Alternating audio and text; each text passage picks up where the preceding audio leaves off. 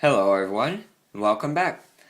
Okay, today we're going to talk a little bit about key control when making a key for these antique Yale push locks. I have a couple of antique Yale push locks here. I have a 40 millimeter, I have a 50 millimeter.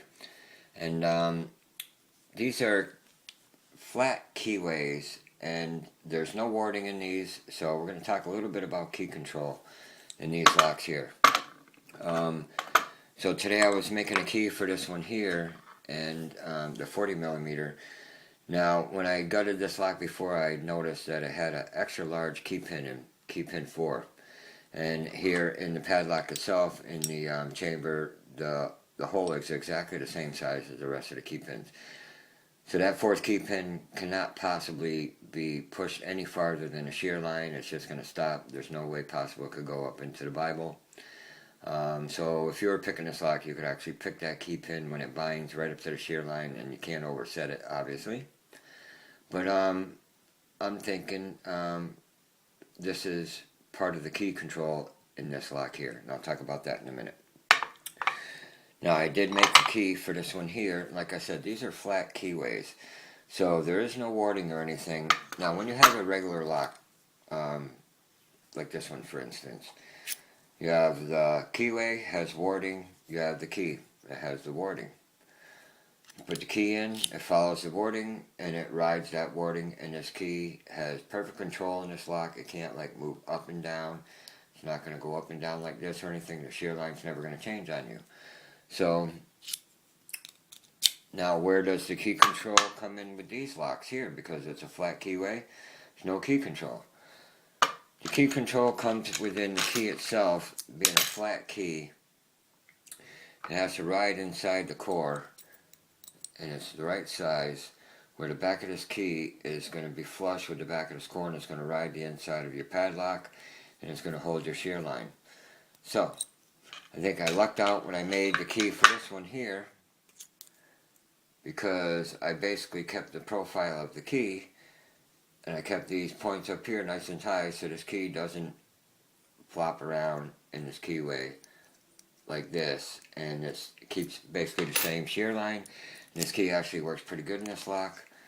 But I had to make this key out of a Schlage blank that I had. I filed it down thin, and of course with the warding, now this key is just cracking here, and it's not going to last long. So with Jeff's kindness, he sent me a few of these Yale push lock keys, which are flat, and just being a 40 millimeter, I had to shave this key down some to make it, fit, of course, because it's a smaller keyway. And I made a mistake when making this key. I'm not sure what the end of these keys look like, but this is where key control comes in when you're making a key for these locks. The back of this key has a ledge here. I'll show you there. Let me get it to focus. Sorry about that. Well, the back of this key, I'm riding off this top ledge right here, tip of my thumb.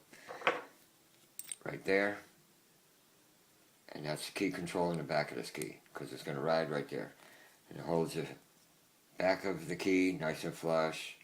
But the front of this key, flopping around doing this.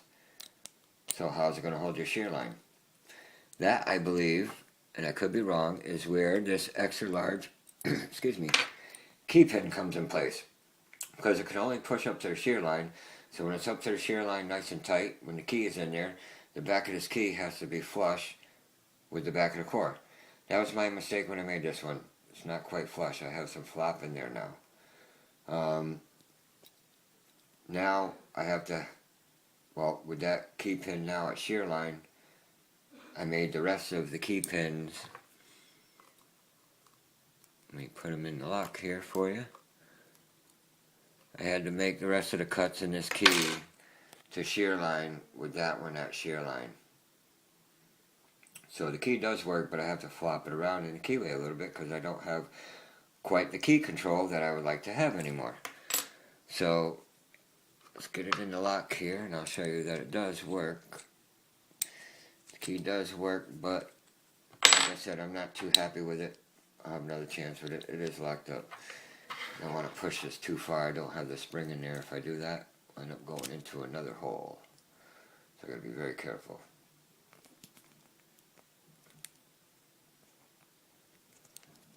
Just try not to push it too hard, because if I do, there we go. It does work. If I push it too hard, I'll end up pushing it to another hole, and then I'll be screwed, and I don't want to do that. So the key does work, but like I said, I'm not that happy with it. A little bit about key control, very important when cutting the keys for these, and I think that's a big deal in this lock here with that extra large key pin. I'm believing that's part of the key control in this key, and I did send a lock out to Randy Perkins, 50mm, that has the same setup as this 40mm. So a little lesson learned here. When you're making your key, Randy, pay attention to that that extra large key pin. I think that's the key control at that end of the lock. But alright guys, well, if you enjoyed this video, please hit the like button.